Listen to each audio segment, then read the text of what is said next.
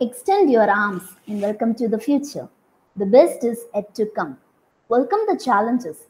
Look for the opportunities in every situation to learn and grow in wisdom. It's a glad welcome we bring to you this morning, filled with the desires, hopes, and dreams we all share. A dream written down with a date becomes a goal. A goal broken down into steps becomes a plan.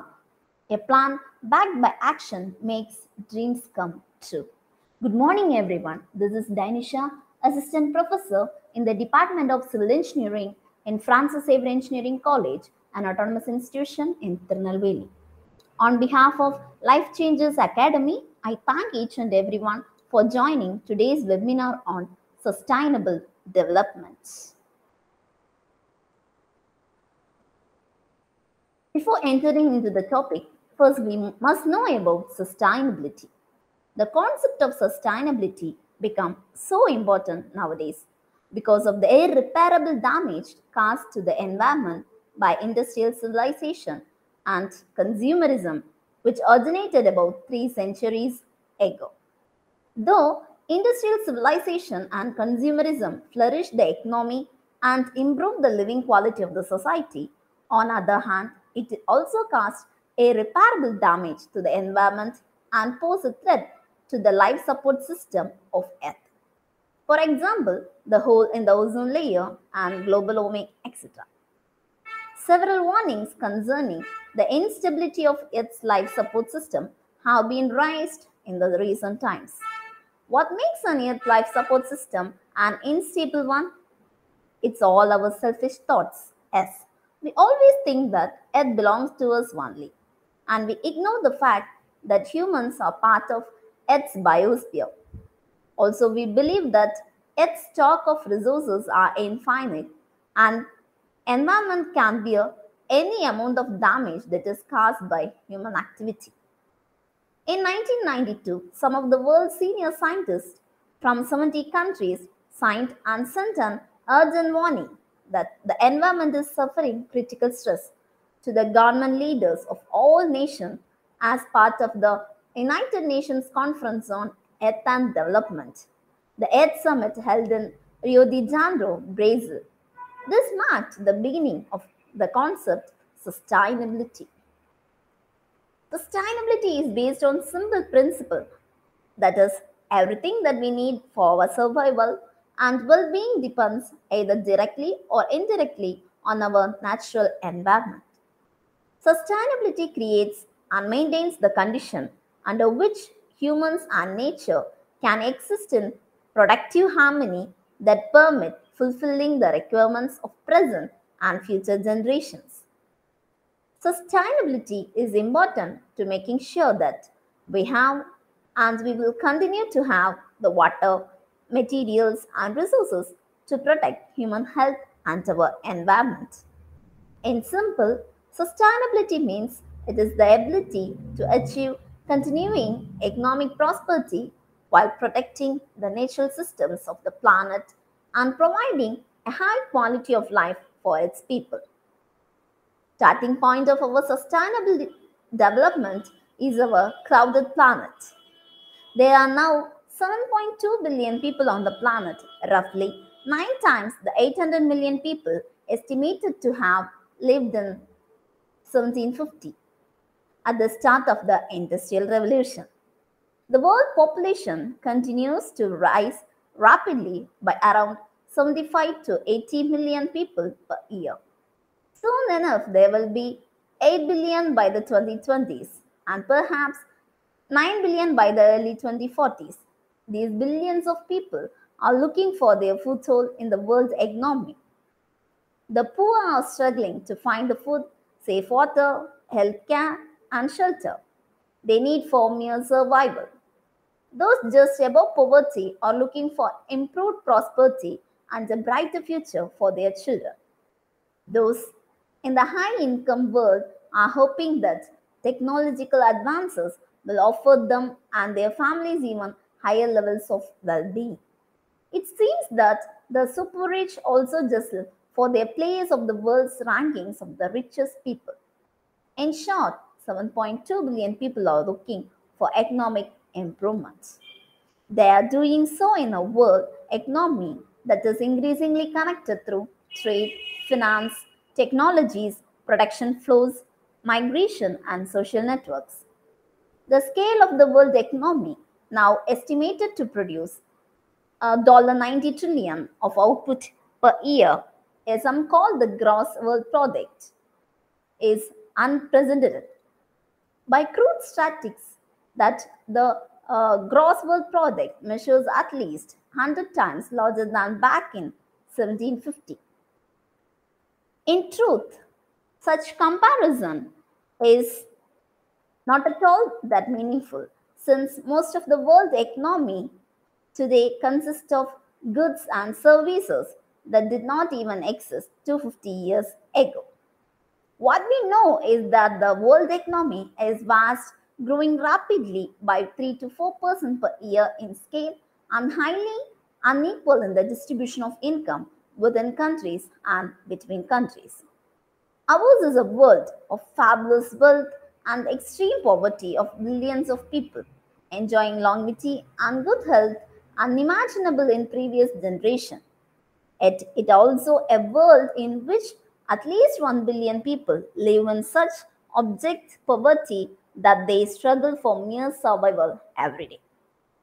The poorest of the poor face the daily life and death challenges of insufficient nutrition, lack of health care, unsafe shelters, and the lack of safe drinking water and sanitation. The world economy is not only remarkably unequal but also remarkably threatening to the planet itself.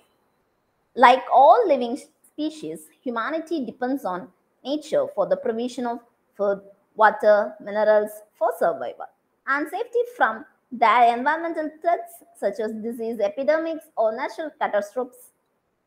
Yet, for a species that depends on the beneficence of nature or on what the scientists call environmental services, we are doing a poor job of protecting the physical basis of our very survival. The gigantic world economy is creating a gigantic environmental crisis, one that threatens human well being and even the survival of millions of other species on the planet, if not our own. The environment threats are rising on several fronts. Humanity is changing the Earth's climate, the availability of fresh water, the ocean chemistry, and the habitats of other species. These impacts are now so large that the Earth itself is undergoing unmistakable changes in the functioning of key processes, such as the cycles of water, nitrogen, and carbon upon which life depends. We don't know the precise scaling, timing, and implication of these changes, but we do know enough to understand that they are extremely dangerous and unprecedented in the span of humanity's 10,000 years of civilization. Thus, we arrive sustainable development. Sustainable development is a central concept of our age. It is both a way of understanding the world and a method of solving global problems. The concept of sustainable development has received much recognition after the Stockholm Declaration in the year 1972. Sustainable development is the development which meets the needs of the present without compromising the ability of future generations to meet their own needs. Therefore, the need of sustainable development is to reduce exhaustion of resources, loss of biodiversity, deforestation, ozone depletion, etc., and create a livable planet, Earth, for the future generations. For this, United Nations presented the key sustainability concepts such as intergenerational equity and intragenerational equity. Intergenerational equity means that expects the present generation to hand over a safe, healthy, and resourceful environment to the future generation. Intragenerational equity means emphasize the technological development should support economic growth of the poorer section so as to reduce the gap between nations. Sustainable development should satisfy the human needs, favor a good quality of life through decent standards of living, share resources between rich and poor, should have the concern for future generations, must look at the cradle to grave impact when consuming, and also it should minimize resource use, waste, and pollution. The concept of sustainable development is composed of three pillars, such as environment, society, and economy. It is based on the basis that people and their communities are made up of social, economic, and environmental systems. The system should be in constant interaction and that must be kept in harmony. Environment gives resources, raw materials to the economy for production activities. Economy creates products and sells it to the society for use. Production by economy and consumption by society lead to the environmental impacts. A community or society that wants to pursue sustainable will try to maintain residents' quality of life like income, education, healthcare, housing, employment, legal rights, etc. Each locality must define and plan for the quality of life it wants and believes it can achieve for now and future generations. It should enhance local economic vitality, which is essential to sustainability. It must promote social and intergenerational equity and also maintain the quality of the environment. A sustainable community tries to find ways to coexist with natural environment and the ecosystem. It avoids unnecessary degradation of the air, oceans, freshwater, and other natural systems. Incorporate disaster resilience and mitigation into its decision and actions. Use a consciousness building participatory process when making decisions. Environmental sustainability requires maintenance of biodiversity, that means genes, species, and ecosystem. It should protection of natural capital, that means air, water, soils, etc. And also it should maintain the energy and material cycles of the planet. Health and resilience of all life support systems. And also these all things can be achieved by reduce dependence upon finite virgin resources like fossil fuels, minerals, and metals. Nature must not be subjected to increased concentration of substances produced by the society. This requires that consideration be given to the biodegradability of substances and the length of time it takes the earth to reabsorb them. The physical basis for the productivity and biodiversity of nature must be not systematically degraded. This requires that we protect diverse and special habitats. There must be efficient use and fair distribution of resources to enable humans to meet their needs. This requires a reduction in consumerism, especially among wealthy nations. Economic sustainability that ensures that the industry or business is making profit without creating much damage to the environment or ecology. Economic growth is expressed in terms of gross domestic product. This is the total amount of production produced within a nation within 1 year. Economic growth has to be sustainable if it improves quality of human life. Thus, population factor must be included to ensure fair resource consumption. The following are the measures of sustainable development. The first one is technology. We can appropriate technology which is locally adaptable, eco-friendly, cost-effective, and resource-efficient and culturally suitable. Nature is often taken as a model using the natural conditions of that region as its components. This concept is known as design with nature. And the second one is reduce, reuse, and recycle approach. This 3R approach advocating minimization of resource use, using them again, and recycling the materials. It reduces pressure on our resources as well as reduces waste generation and pollution.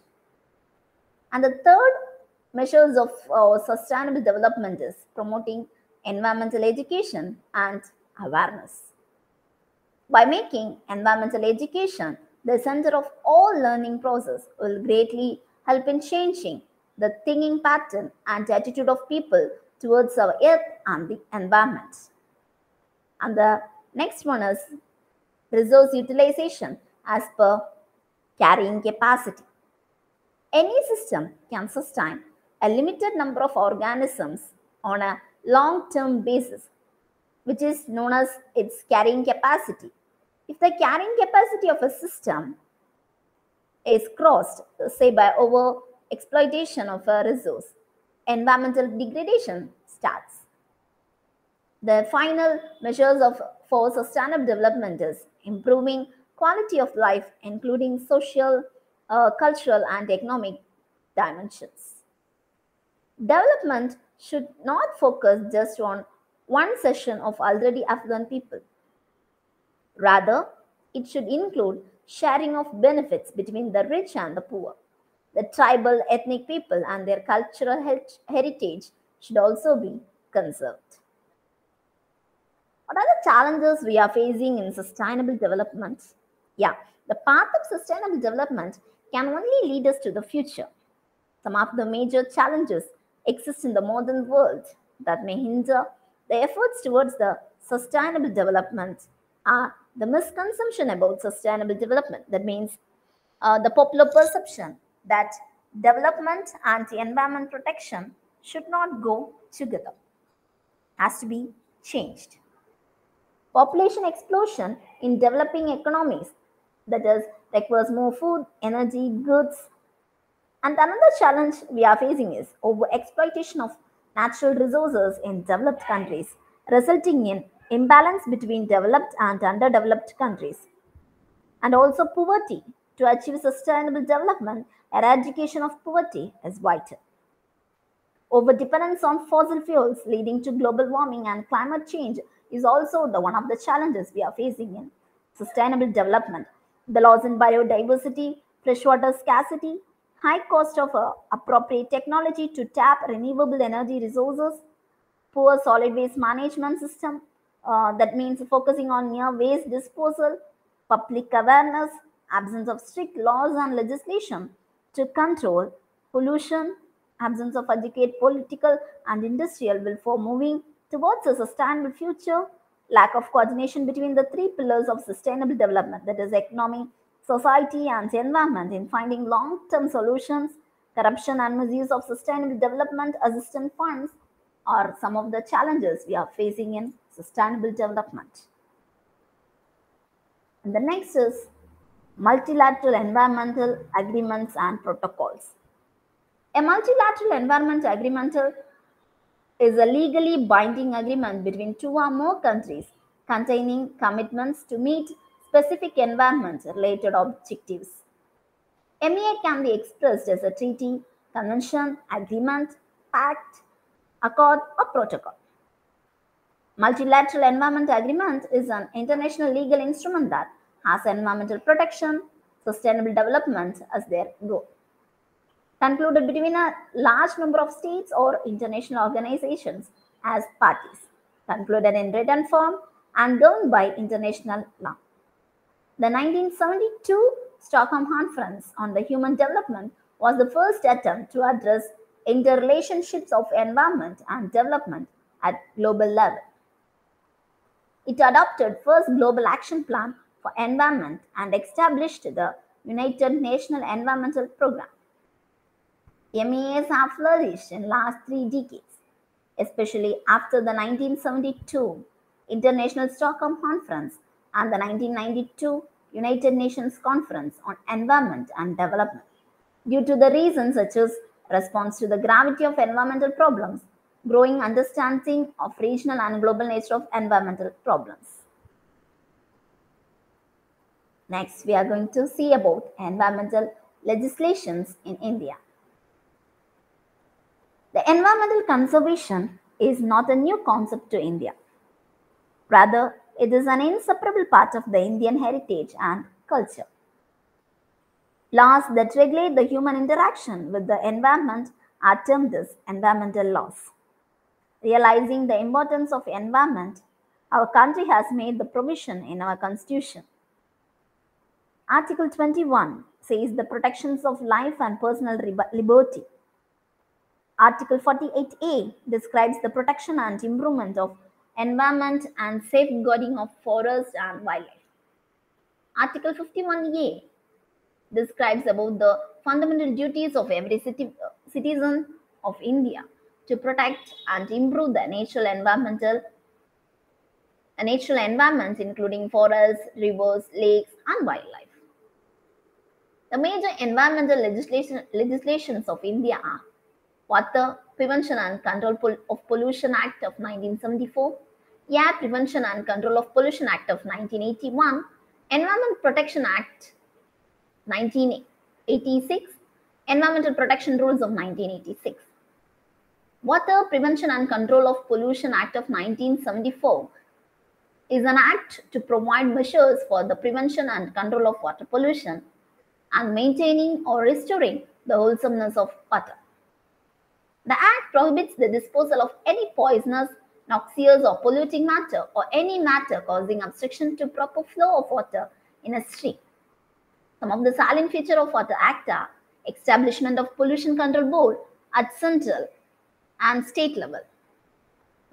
It also mandates prior approval of Pollution Control Board for operating, establishing and expanding industrial activities leading to discharge of industrial effluents. It also empowers Pollution Control Board to enter and inspect plant, factory, etc. It also empowers Pollution Control Board to take samples of industrial effluents and do subsequent analysis.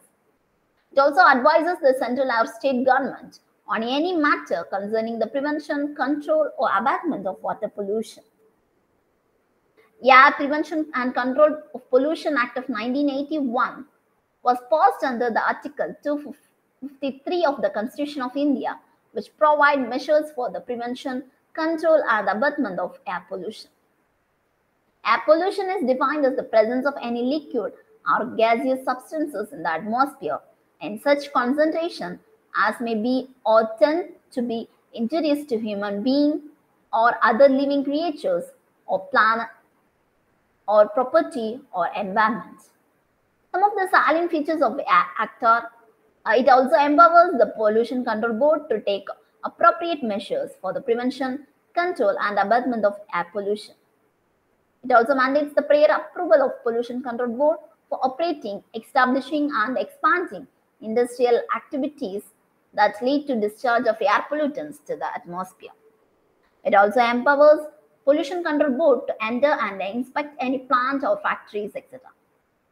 It also empowers the Pollution Control Board to take samples of ambient air emissions and do subsequent analysis.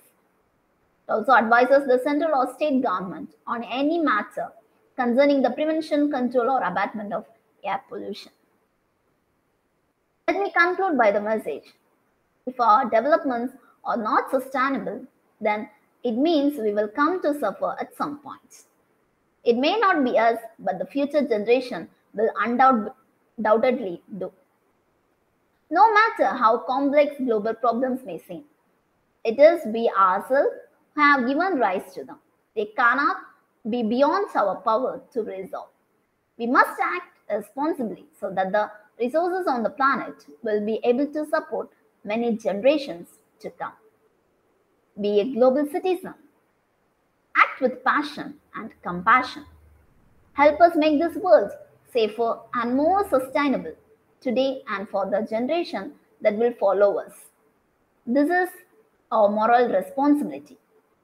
Environment is no one's own property to destroy. It's everyone's responsibility to protect. The best way to predict future is to create it. Remember, sustainability begins with you. So act locally and think globally. Thank you. Available for 72 hours. If this video is useful, share it with your circle and don't forget to subscribe. Stay tuned for next webinar. Happy learning!